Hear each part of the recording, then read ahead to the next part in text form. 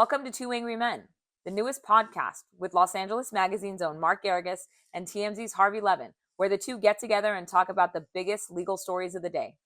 Enjoy. You know what you need to address, Geragos? You need to address the in and out order, which I think should have come into evidence. This is about 10 minutes after your client, Scott Peterson, is told, Peterson, the DNA has come back. That dead body that washed up, it's Lacey. Under 10 minutes, Peterson asked to go to In and Out and orders a double with cheese, small fries, and a vanilla shake. Welcome to the Two Angry Men podcast. I'm Harvey Levin. You know, I almost feel, because I'm looking at Nancy Grace here, like you should be saying, I'm Larry King, because that's how far back I go. I go back that far with Nancy, too. I go back just that far. Nancy Grace. And before we start fighting, can I just tell a story that just endears me to her? Maybe, but let me just first explain to people listening. Which is probably a big fat lie, but go ahead. Okay, but hold on. Before you do, just so you know, Mark represented Scott Peterson in the trial, and Nancy Grace has very opposite views from Mark on Scott Peterson. There is now a push to get a retrial for Scott Peterson, and we're going to get into that. Mark, you can first tell your story, though. People do not remember, and I was thinking of this, Nancy, the other day, and I thought about you. I don't know if you saw that Ted Olson had passed away. And Ted Olson was the Solicitor General. Right. Ted was married to Barbara Olson, and Barbara. When she was killed during 9/11, was on a jet coming to LA to do Larry King with Nancy and I. And I'm trying to remember who the fourth person was, but it was like a nightly give and take. And I want to say it was that Democratic operative, good-looking guy who I can't remember his name. But anyway, it was heartbreaking. And Nancy stepped up, though, and her career has been meteoric ever since. And as much as people would like to pit us against each other, I have a great deal of affection for her, and I've always have. But now she's going to savage me for the next 40 minutes. Oh, is she ever? When I asked her to come on, she said, "Tell Mark Geragos that when you sleep with dogs, you wake up with fleas." And I asked her. That's not the way my grandmother, Lucy Minerva. Oh, boy. Let's see, how does it go? Lucy Minerva Fullwood Stokes. She married a younger man, second time around. She says, when you lay down with a dog, you wake up with the flea. And Levin responds, am I the flea or the dog in this scenario? Okay. Maybe Nancy, don't answer You're that. the dog. He's the flea. No, I'm going to have him do a team. Because Mark, just so you know, your good friend Harvey Levin, he wrote me in by going, "Hey, you want to do the podcast with me today?" I'm like, "Sure." And then after I had it all said, he goes, "Oh yeah, Mark Geragos." I didn't do it that way. Okay, let's get into it, guys. Come on. You did. So the Innocence Project filed a legal document, 400 pages long, laying out what it believes is either new evidence or overlooked evidence in the Scott Peterson murder trial involving Lacey and Connor Peterson, the victims, saying that Scott Peterson did not commit this crime. And they lay out a variety of reasons why they believe that, which we're going to get into. But we should make it clear, Mark was Scott Peterson's lawyer. Nancy was everywhere during this trial and could not have been stronger talking about what she believed was absolute positive proof of guilt.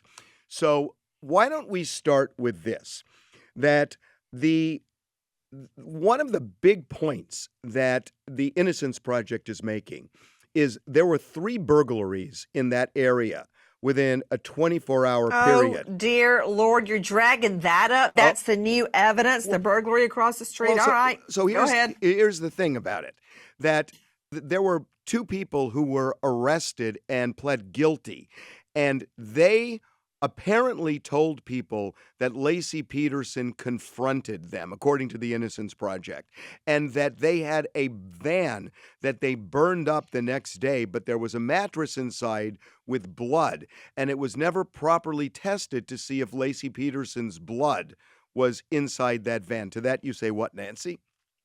Okay, number one, for a motion such as this to move forward on newly discovered evidence, it has to be newly discovered. We have heard about the burglary across the street since, I would say, the Old Testament was written. We've heard about it. Geragos knew about it at the time. The guys that did the burglary were apprehended and they were questioned by police. The mattress in the burned out van has not been connected to them, and it's my understanding the blood on that mattress is male DNA. So have fun with that, because I guarantee you, as much as I like to fight with Geragos, if he thought that was a legitimate argument to be made at trial, that would have been the keystone of his case. That would have been the linchpin. Now, I don't know what's wrong with the evidence, but something's wrong with it, or Geragos would have used it at trial. So what they're saying now is, and at the time I will say, I think I knew the evidence as well as anyone. It's been 20 years and a lot of therapy since, but Pat Harris, as you will remember, Nancy, you and me both, Geragos. Right. There's been Pat has been on the van since day one. You're absolutely right about that. He was fixated on the van. Pat Harris was my co-counsel, my law partner then, and was all over the van. What always irked me about the van story, there were actually two things. One was Modesto said that, in fact, the burglary with the safe that came out from across the street was not on the 24th, which was the day that they claimed Lacey went missing, but on the 26th.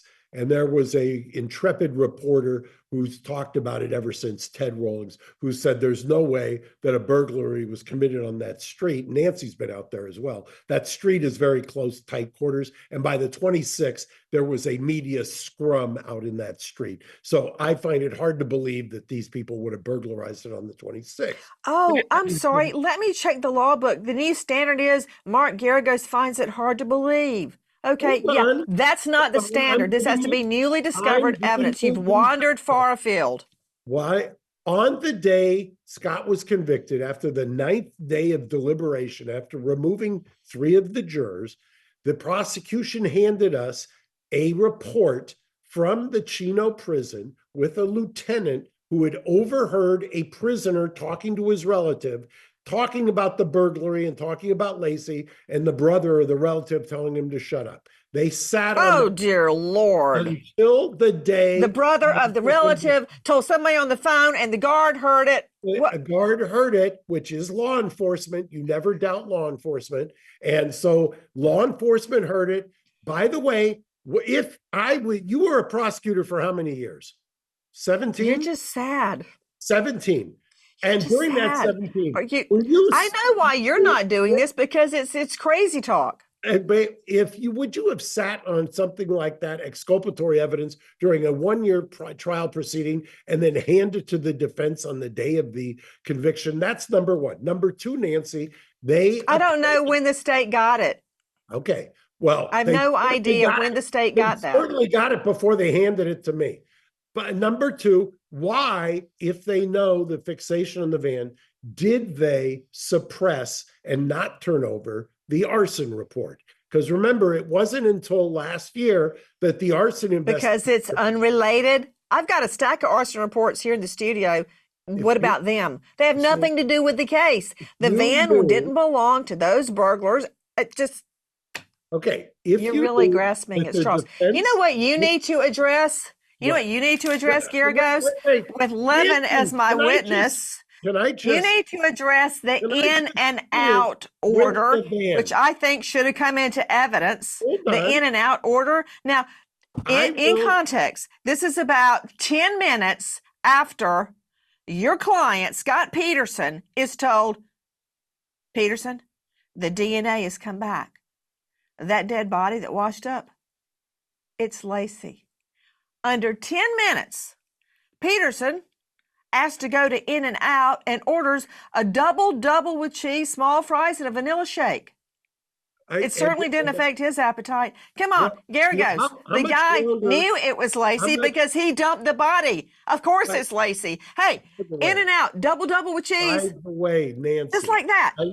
Speaking of deflection, why, if you're looking for a van, if you've got a van that was burned the day after she goes missing, 1.5 miles away from the house, you're telling me that that report shouldn't have been turned over? Is that what you're saying? That the defense with blood on the unless mattress. It's related somehow to this case. It's just another crime in a metropolitan area. Had sightings of a van that matched this description.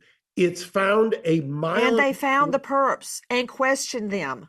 And they took their word for it. Aren't you tired of saying that over and over? Lied. Why would a perp lie? Why would he plead to a burglary when he could confess? Oh, but he's telling the truth to somebody's cousin's uncle, relative, talking on the phone behind bars, and somebody overhears it. Oh, okay. Nancy, I'll ask you a question. How many times have you used prison calls where somebody has said something stupid on a recorded prison phone call? How many times as a prosecutor did you use those calls? Okay, first you asked me how many times had I used it at trial. The answer to that is 0. Next question. And you don't practice in California, because in California, that's standard operating. Fallback. They give you the audios and tell you, here's your client on the phone, listen to it, and we're gonna bring them into evidence, because that is standard operating procedure. Okay, let's just pretend that what you're saying is true. That still does not connect the van with male DNA on the mattress. Well, it was crudely tested. What Innocence Project is saying is they never did. Oh, okay. So now I'm just saying they're saying that they never fully tested the. Well, I would just say this: Nancy has proven my point that he was convicted because he didn't act right. It was the didn't act right evidence. And that's the double never came into trial. I don't know why, because that would have been state's exhibit number 1. But that said, no, I think what probably did your client in was him placing himself at the scene of the crime the day his wife goes missing.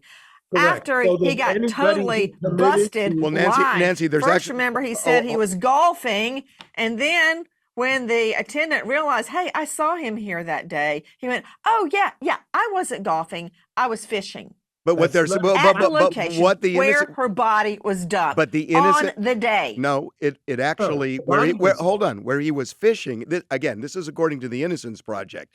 They're saying that they now have experts who have looked at where Scott was fishing, and that the body could not have gone from there to the San Francisco Bay where it washed ashore. So that's the second thing that they're raising. Yep. They're stating her body was dumped at another bay location. I know what they're saying.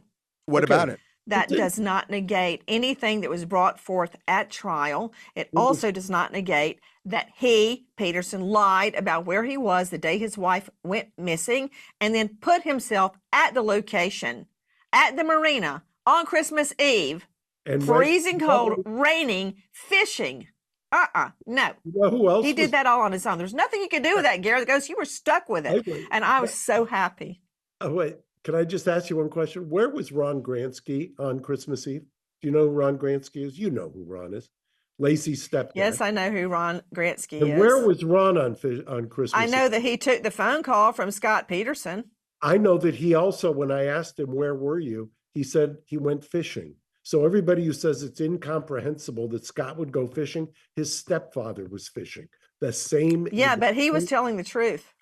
Because you want. And then he didn't dye his hair blonde and make off with 10 grand, a boatload of rubbers, camping equipment. What else did he have? Oh, yeah. What's the blue pill, Jackie? Viagra.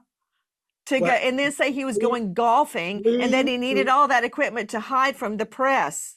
Please. But he was on the run with his brother's driver's license. I know It's that called you don't flight. reside. I know you don't reside in California, but it's hard to get. It's harder. Well, now you probably could, but back then it was not. You would not head north on the 5 freeway to get to Mexico from San Diego. So you would go south on the 5 freeway. I guess he was stopping by an In-N-Out on the way. Today you might go north, but not back then. And also the other thing, he was trying to avoid traffic. Yes, exactly. But more importantly, you're completely ignoring his water filtration system, his camping gear, his, as I said, a boatload of rubbers and Viagra.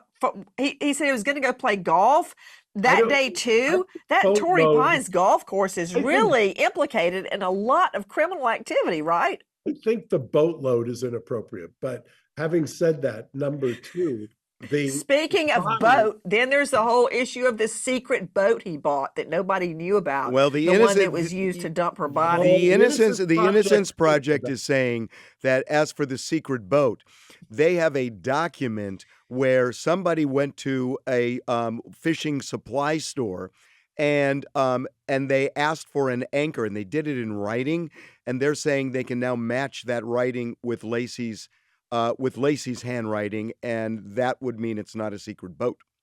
Well, there's also a woman who said that Lacey, she saw Lacey in the boat. More importantly, the most damning piece of evidence, I will give Nancy this, and I said it publicly before I took the case, is that the body was where his alibi was. The problem is, if that had been within 72 hours, it's devastating. It was 4 months later. The entire world knew where he said he was. If you were going to dump the body, where better to dump it than in the bay? And by the way, Nancy... Okay, let's just follow what you're saying through to its logical conclusion. As long as your argument that you're making right now is, and I'm trying to apply logic to an illogical argument, but I believe what you're saying is that Scott Peterson alibi was out there, that he was fishing the day she goes missing. So the real killers heard that and went, awesome, let's go back to the scene where all the press are and dump her body there and frame a guy we've never met. Wait, is that your argument today? I'm so happy. Okay, but the prosecution put on not 1 week, not 2 weeks, but 3 weeks worth of testimony from multiple witnesses who searched the bay. They testified that that bay gets as low as 24 inches.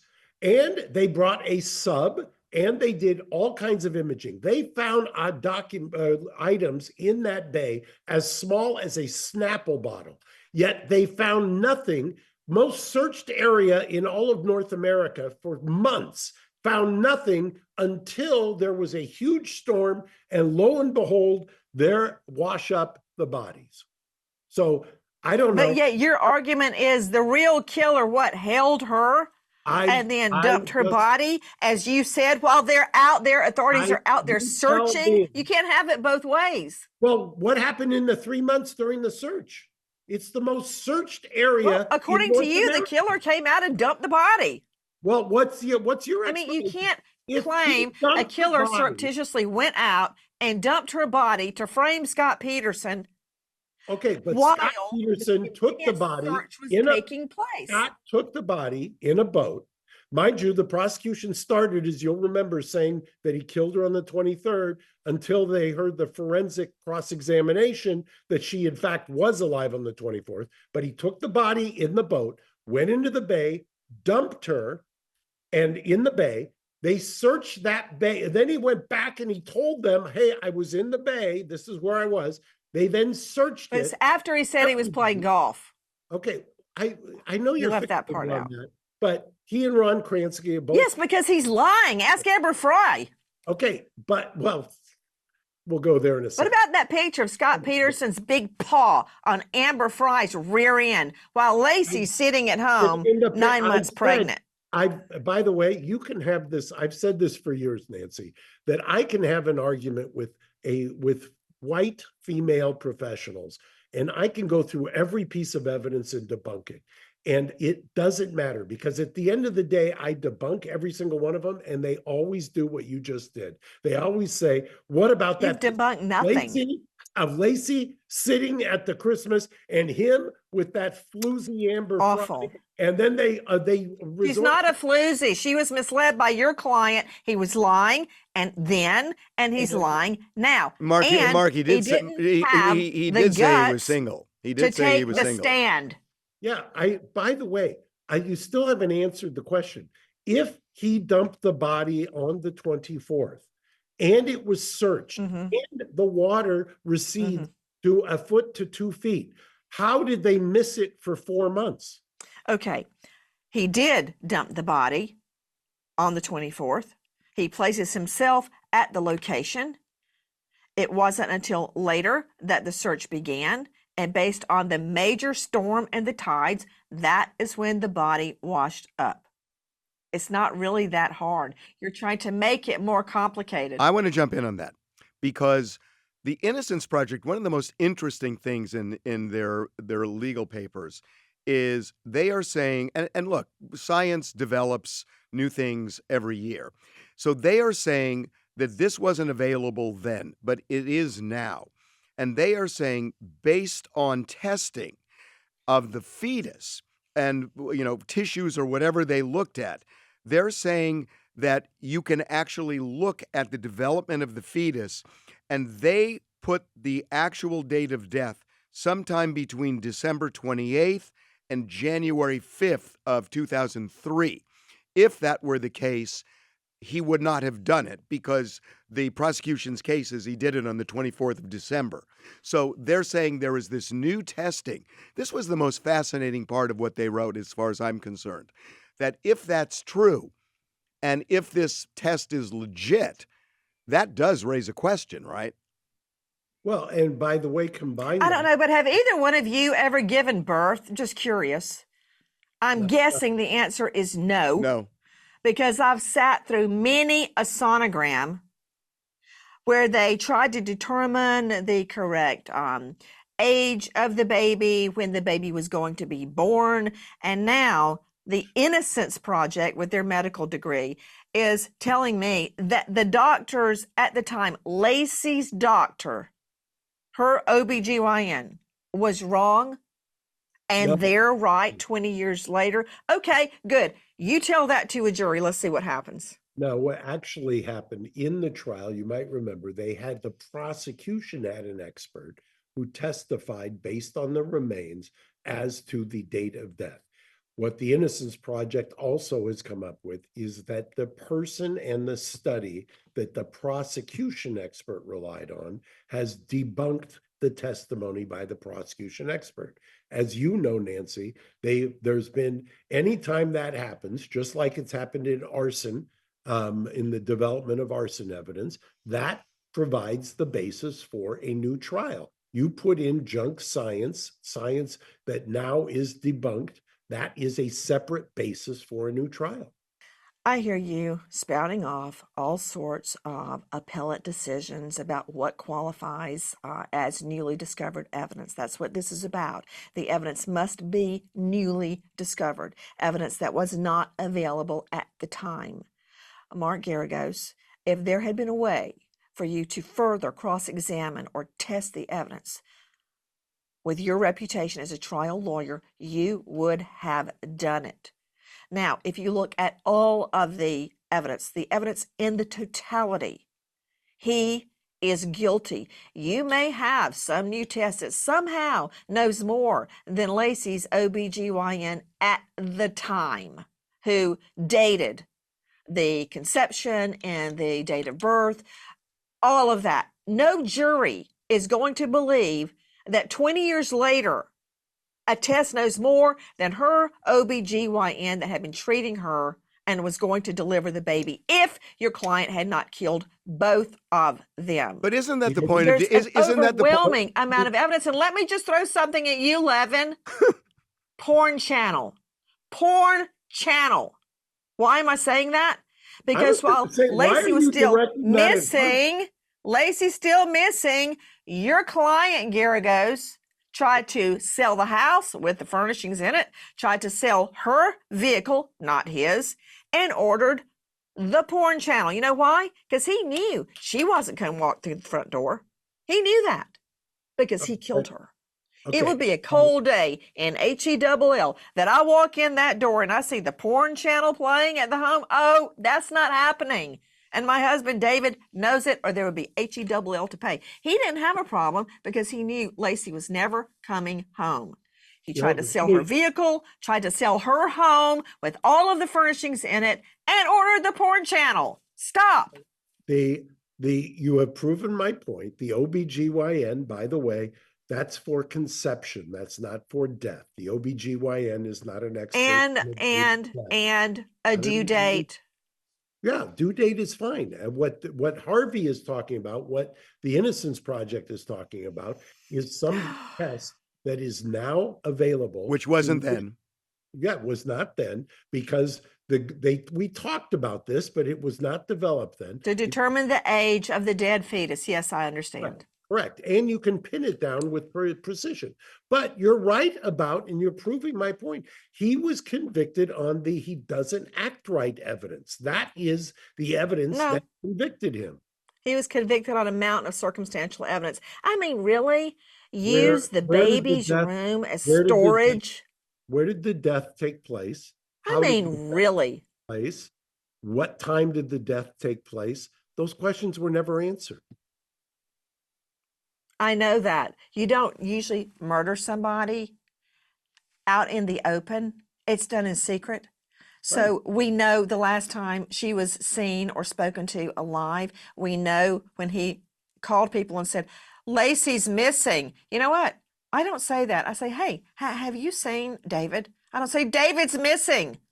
That's total BS. We know that the death occurred. Well, she went missing in that time frame. And it all matches up. He lied about it and he continued to lie. And the jury heard nothing about him except he's a liar. And you didn't put him on the stand because you knew he could not survive cross-examination. By the way, it was a circumstantial case. I'll give you that. They didn't prove what happened, when it happened, how it happened. But even more importantly, I think, is the fact that if you come to this with the idea that you have a presumption of guilt, they are the ones, the prosecution stood up in opening and said she was dead on the 23rd. By the end of the case, they had changed that theory because it had been proven, I think, throughout the case that she was alive on the 24th. That you can have a mountain of circumstantial evidence, but when you change the date dramatically from one day to another on a circumstantial murder case, that alone supplies reasonable doubt. I don't know how you can feel. Maybe it's different in California, as you like to keep pointing out, but it's my understanding that across our country, according to the U.S. Supreme Court decisions, that the jury has the sole province of deciding the facts and the law. And they decided that your client murdered Lacey. And I'm sure you're familiar with this because of all the cases you've tried, Mark Geragos. For instance, when I have a child victim that cannot give me a day and date of, just for instance, a molestation, you might ask the child questions such as, well, was the Christmas tree up? Did you have a Halloween outfit ready? Questions to not exactly pinpoint the day of the incident, but give a general time. If you check the indictment and the requirements of proof, a certain time is not necessary to prove a murder. Correct. But if you're going to what you're saying, 24 hours off, so what? She's dead, he did it. Because I agree that virtually every criminal complaint or information or indictment says on or about.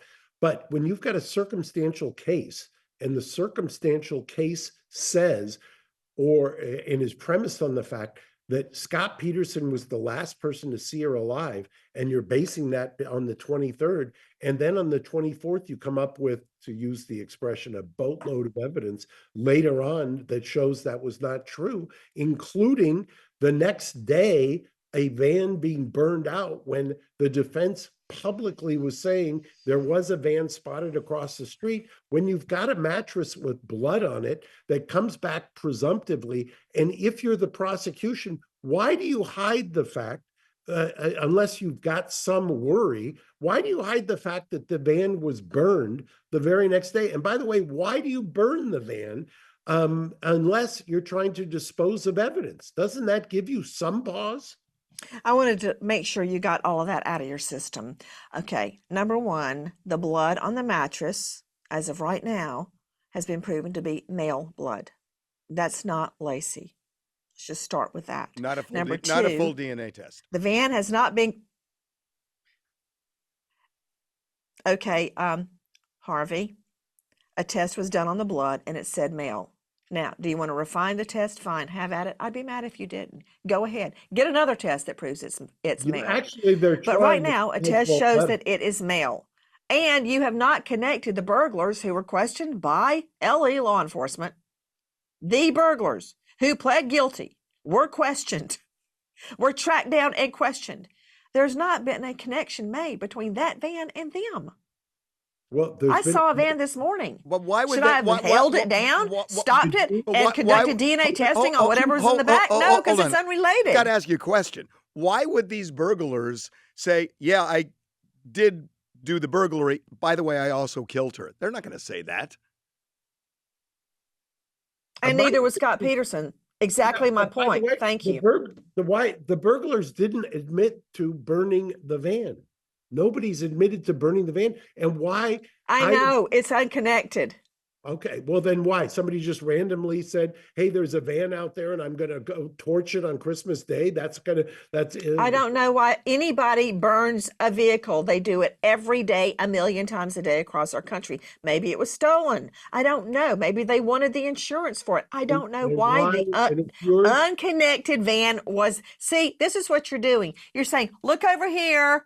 Don't look at the evidence. Look at the burned out van. What about that? What about the male blood on the mattress? Could it be female? Actually, we were saying, look across the street, there was a van, and now look a mile away, there's a van, and it's been and burnt. those perps have been caught.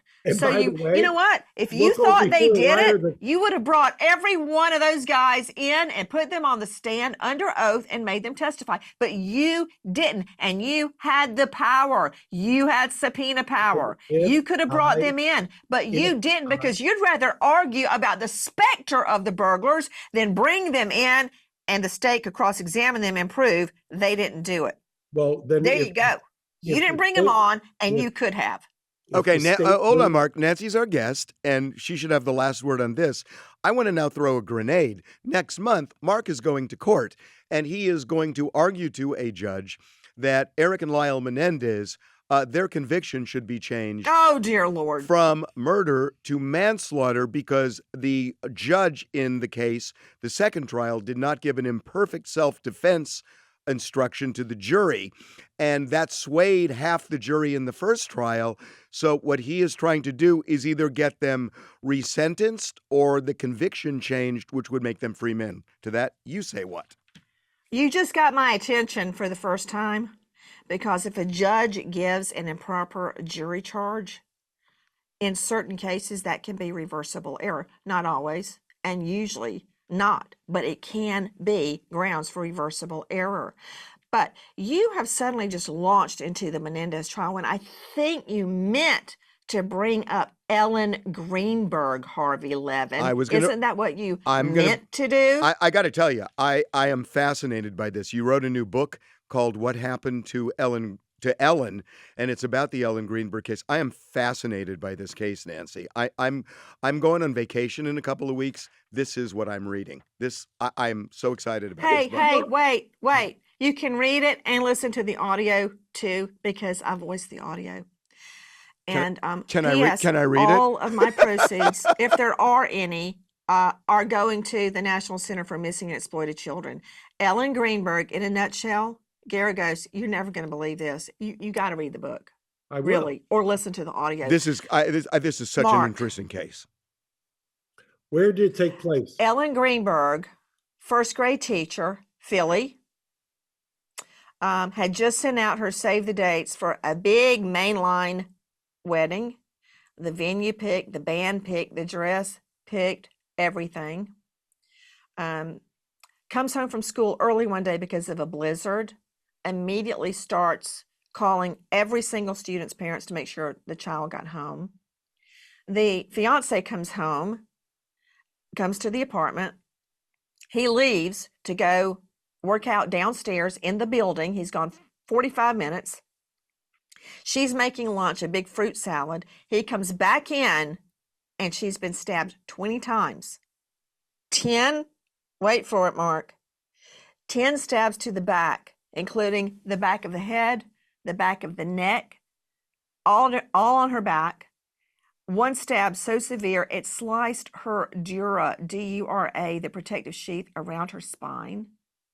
Then she kept stabbing herself. I mean, statistically, women do not stab themselves. In the method and assessment of homicide and suicide, women do not stab themselves, much less 20 times, and keep stabbing. The knife found plunged in her chest. Now, this, you better lay down for this if you're already sitting. We found something called the wrong way blood. When the fiance comes in, she splayed out on the floor in the kitchen, her legs. She's sitting up against the cabinet in the floor, still holding a pristine white dishcloth in her left hand. Blood, Mark, was dried going the wrong way across her face, which means she had to be supine, laying like this with the blood to go that way long enough for it to coagulate and dry, then prop back up. See what I mean? I got you. And we also discovered strap muscle bruising. I can see it with the naked eye in the autopsy reports, where she was strangled before she was stabbed dead. Her body covered in bruises, bruises on her wrists, defensive wounds, and coup de grace. At least one of the wounds occurred post-mortem. It never bled. Her heart was no longer beating. So the medical examiner gets it, Marlon Osborne, he gets it, declares it a homicide. Then you're going to love this part. Then there was a closed door meeting with the medical examiners, members from LA Law Enforcement, Philly PD, and an assistant DA, a female assistant DA. In sworn deposition, the medical examiner says, they persuaded me to change my ruling to suicide, from homicide to suicide. And he did it. What year was this? This was 14 years ago. Yeah. Huh. It's an incredible case. It's an incredible case. There was never a prosecution. And the stab wounds... And guess who was all up in the middle of it? Shapiro, this close to the Oval Office. He was in the AG's office in Pennsylvania. Now he's the governor. And the family goes and begs, please open this. Please look at the evidence. Just look at it. He, Pontius Pilate, washed his hand, turned the other way, wouldn't do it. So he's all up in it too. Well, can we he refused to look at the evidence. Can we have you back after I read the book? It's such an incredible story. It's called What Happened to Ellen. Okay. Now, what about Menendez? What about Menendez? She's not going to talk. Come on, about Nancy. Oh yeah, because Nancy has no opinion about it. Nancy has no opinion about it. LA Rams uniform today. So I've got an opinion. If there was an incorrect jury charge given by the judge, and I don't mean a lesser jury charge, I mean a material jury charge that was incorrectly given, I think that could be grounds for reversal. However, I don't know that. And you're asking me to comment on a jury charge I haven't read myself and compare it to what the judge actually said. So until I see that, you think I'm taking Geragos' word for it? That's not happening. Okay, let me make this easier. I need to read it myself. Okay, but let me make this easier. Let me make this easier. They were found guilty and were sentenced to life without the possibility of parole. The parole board actually now has it because Governor Newsom sent the parole board this case. If the parole board finds that they have been rehabilitated and they no longer pose a danger to society if they get out, would you have a problem if Newsom grants them clemency? I would have a problem if any of the victims' families have a problem. If any of their relatives have a problem, then I've got a problem. What if all When my 20 fiance's murderer was released, nobody told me. I already knew you then, Mark. I know. I was working at Court TV, Oh. and a viewer emailed me on the public Court TV forum, hey, did you know Keith's killer has been paroled? Wow. I remember that moment. So I'm curious as to how the victims' families would feel about the release. All 20 that And again, when you don't know you don't know something, you don't know a horse, look at the track record. If you don't know what the Menendez brothers are going to do, look at what they've already done. Now, wait a minute. After their parents were murdered, didn't they run out and spend all the money, buy cars, Rolex watches, and get private tennis classes? all 20 Wasn't that the Menendez? Oh, it was. Yeah. To answer your question, every single living victim, every single one, wants them out. Not only wants them out, but I will tell you, a week ago Friday, the DA flashed the crime scene photos without telling Terry Baralt, who was Jose's older sister and Kitty's best friend. She got so upset that she was found unresponsive on Sunday morning and taken to the ICU. She'd never seen the crime scene photos. The victims are unified. They want them out. Unified. So I think you, as a victims' right advocate, would be 100% behind them. I would like to confirm everything Mark Geragos is saying, because I take all of that with a box of salt. I can Now, I can I actually prove that everything he just said was true. I can weigh in on it.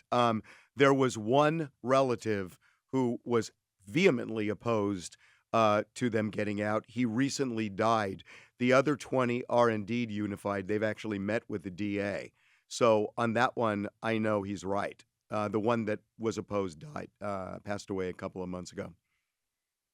Change your mind? In a case this complex, see, I'm not one to just talk in sound bites or to just throw out whatever chum you want me to. I research everything I'm saying, right down to the double with cheese, small fries, and vanilla shake that Scott Peterson ordered and got within 10 minutes of discovering those were Lacey's and Connor's remains that washed up. Okay. I know that for a fact. I need to know what I'm talking about before I give any opinion on the Menendez brothers. That's a highly complex and also it's a turbulent case. There are a lot of angry feelings on both sides, understandably. And before I put the name Nancy Grace on an opinion, I will know what I'm talking about. So don't just try to ambush me. Maybe that's your style. Oh, no, I wasn't. To just throw out an opinion, but it ain't mine. Okay. I want to end it with, literally cannot wait to go on vacation to read this book. I'm really excited about it, Nancy. Congratulations. I'd like to end it with baby oil, because tomorrow I'm talking about Diddy, and I'm wondering if the state's going to bring in all 1,000 bottles. Hey, you know what? I want you to Q&A with that defense attorney again. What was his name? Agnefello? Man, you had him over the barrel, and not in a good way. Okay, on that. I'm going to make Mark squirm, and he's going to played that clip 50 times. Mark's going to end this right now when I tell you this, but I have recon that he's going to end up on this case, Nancy. What a surprise. What a surprise. Yeah, I already reported that. I reported that last week, Levin. Come on. I want to thank and my former adversary, Brian Steele. Brian Steele from the Atlanta jurisdiction. Yeah. He's a good lawyer. Yeah. I want to thank Nancy for wearing the LA Rams uniform, cheerleading uniform. Thank you. That's a nod. Wait, do you think that's what I'm wearing? Yes. Oh, my goodness. This is CABJ, the Club Atletica Boca Junior from Argentina. Maradona. Hello. Looks very LA Rams to me. You don't know who Maradona is? I do know who Maradona is, but since when have you? You know about Google, right? Just type in Google and put in Club Atletica Boca Junior Maradona. Nancy, I just love Dang. talking to you. I love talking to you. And I mean, even though you're going to probably say something snide to me at the end, I love you. Well, I appreciate the two of you wearing your tight little black t-shirts. Usually, See, I told you. Levins is actually a midriff. She does not. Okay. She does not disappoint. Nancy, we love having you on. Thank you. Bye, guys. I'm looking forward to a rematch. Thanks, Nance. Appreciate it. Bye, buddy. That was fun, Mark. That was fun. She Harvey. is something. Nancy Grace. She's amazing. Okay. See you next week. You got it. Thanks, Harvey. Bye. Bye-bye.